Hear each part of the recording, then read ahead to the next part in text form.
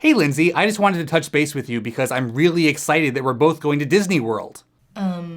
Going to? So I was kind of thinking this would be a perfect opportunity to do a follow-up to that big gay Disney crossover that we did a few years ago. Wait, you're not here? I mean, like, at Disney World? Because, I know it's been a long day, but I'm pretty sure I just saw you a few seconds ago. What? That doesn't make any sense. How can I be in two places at oh my god?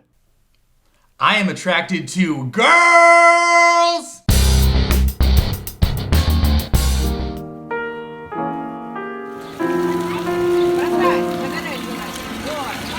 Where can I meet this man?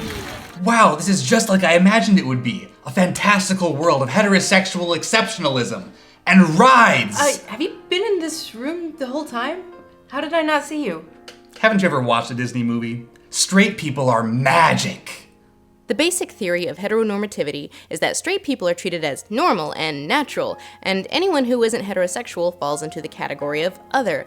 But with children's media such as Disney movies, and especially the Disney princess canon, it's a little more complicated than that. Heterosexuality isn't just framed as natural, but rather supernatural. In Disney movies, the power of straight romance can resuscitate the comatose, transform mermaids and frogs into humans, conjure forth animal spirits, and leaves. It's the ultimate power that conquers all, breaking evil curses and saving the day from villainous mustachioed sissies and octopus drag queens. But this is a paradigm that's shown a few signs of change in recent years. Disney still hasn't exactly been big with the whole any explicitly LGBT characters at all thing, at least not in their animated movies, but they have started to change their tune a little when it comes to emphasizing romance between a man and a woman as the end-all be-all of existence, even with the Disney princess canon. And it all started with a little movie by the name of... Let me guess, Brave? Or maybe Frozen?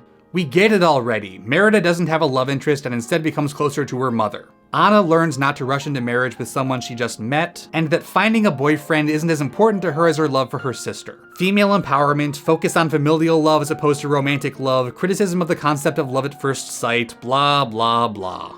Well, yeah, those movies are the clearest modern examples of what I was talking about, but what I was going to say is Beauty and the Beast. Wait, what? That movie that hinges entirely on the magical, curse-breaking romance between an extremely feminine woman and a physical embodiment of the male id? Though I never understood why Belle falls for this weird buffalo guy when she could have this perfect male specimen. Embracing her with his thick, muscular arms. Making love to her on a bearskin rug, his masculine chest hair damp with sweat. Exuding a rich, intoxicating heterosexual musk that conforms perfectly with his assigned gender role. There you go. Yes, Beauty and the Beast does have a touch of the whole magical straight romance thing going on. Their kiss literally manifests fireworks. And the idea of a woman taming a man's animalistic impulses is rooted in some pretty old-timey gender tropes. But the movie also subverts traditional heteronormative ideals in a few subtle ways. For one thing, unlike a whole bunch of other Disney movies, the villain isn't coded queer even a little. Well, okay, maybe a little. But Gaston definitely represents toxic heterosexual masculinity at its absolute worst, and in many ways, so does Beast at first. His romance with Belle only really begins to develop when he gets in touch with his more traditionally feminine attributes, like sensitivity and decorum and, any emotion that isn't anger. Beast learns the lesson that Gaston fails to grasp, that he's not entitled to a woman's attention, no matter how alpha he is. Ugh, you're right. Beast learns girly grooming habits, and by the end he transforms into a total metrosexual. Is no one safe from the gay agenda? These cuttlefish are forcing their lifestyle down our throats. More recently, Disney has made a point of subverting and deconstructing their own properties. Enchanted is probably the most obvious example. Again, it's pretty much all about that heterosexual romance, but it also pokes holes into the idealistic fairy tale version of love where you lock eyes with your one perfect partner and live happily ever after. It's more about finding that happy medium between dreams and responsibilities, not throwing away idealism and romance, but also not waiting around for a prince to come along and magically fix your life for you. For all of their shortcomings, Disney can be self-critical of their past work when they want to be. Yeah, and they have kind of gone out of their way to mess with the whole true love's kiss thing a few times.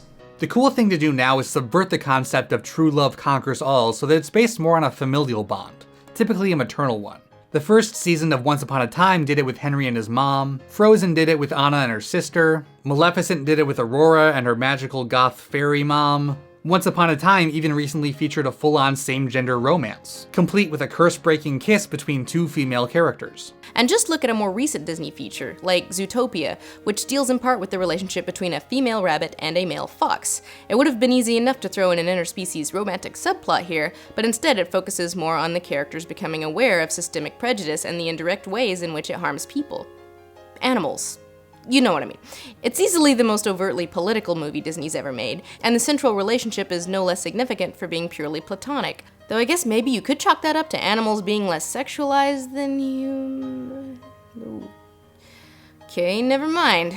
So I guess that Disney's new angle is that love conquers all, but that love doesn't necessarily need to be romantic. Love between family members or friends can be every bit as powerful. Disney might not give Elsa a girlfriend, but at least they've started to knock straight romance off its high and mighty pedestal, and that could be the first step to giving us an openly queer lead protagonist someday. Wait, does this mean that straight people aren't magic anymore? Oh, Rantastero, don't you see? The magic was inside you all along. Nothing's been inside me. What? What?